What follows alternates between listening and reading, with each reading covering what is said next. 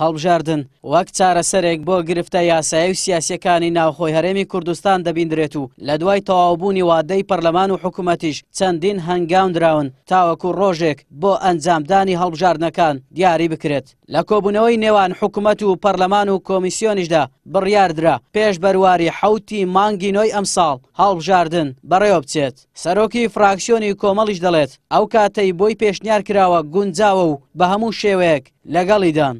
دیارە کۆبوونی ڕوو لە نێوان حکوومەت و پەرلەمان و کۆمیسیۆن بوو زیاتر باس لە خوا ئامادەکاریەکان کرا بۆ هەڵبژاردننی داهاتووی پەرلەمان نابێ هەڵبژاردنەکە لە 7 زیاتر بێ ئەگە لە 7 هەڵبژاردن زیاتر بوو یعنی کاتەکەی دوورترداندرا دەبێ هەمواری یاسای بۆ بکەوە جارێکی دیکە دەبێت تەمەنی پەرلەمانی بۆ درێژکرێتەوە. ئێمە لەگەڵ کاتەکە داینەوە کاتێکی گونجاو دەکەوێتە دوای هەڵبژاردننی بەغدا.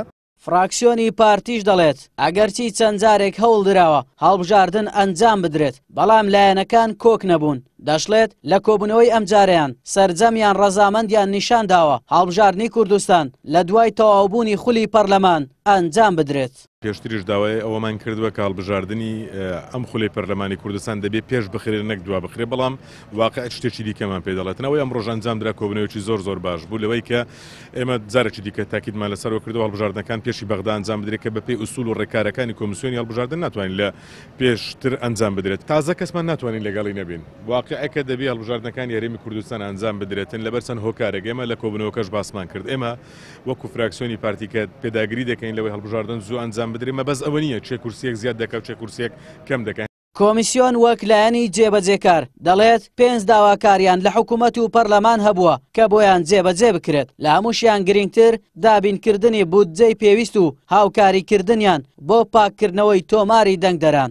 داوامان کرد ئەو داواکاریانی ئێمە بە فەرمی پەسەند بکرێت لەلایەن بەڕێز سەرۆکی ئەنجومەنی وەزیران کە بریتی بوو لە پەسەندکردنی بودجەی کۆمیسیۆن بە 22 ملیۆن دۆلار. هەروەها هاوکاری بوونی حکوومەت و پەرلەمان لە پاکردنەوەی تۆماری دەنگدەران. خاڵی سێم بریتی بوو لە پابندکردنی وەزارەتی ناوخۆ وەزارەتی پێشمەرگە بە پێدانی زانیاری لەسەر فەرمبەرانیان بۆی کە دەنگدانی تایبەت و گشتی جاکەینەوە.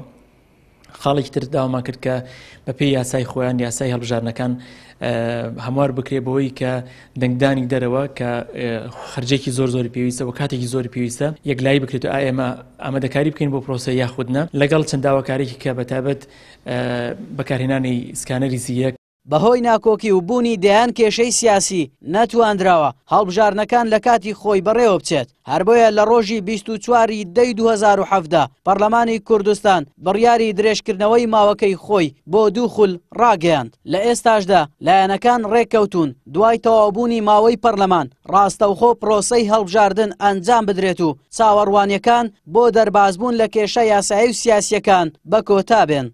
دوای 2 کاتژمێر لا کۆبوونەوە 3 قۆڵیەکەی نێوان حکوومەت و پەرلەمان و کۆمیسیۆن نەتواندرا ڕۆژێکی دیاریکراو بۆ ئەنجامدانی هەڵبژاردنەکانی هەرێمی کوردستان ڕابگەیەندرێت بەڵام سەرجەمیان ڕێککەوتن لەسەر ئەوەی هەڵبژاردنەکان لە نێوان مانگی 8 بۆ 9 ئەنجام بدرێت.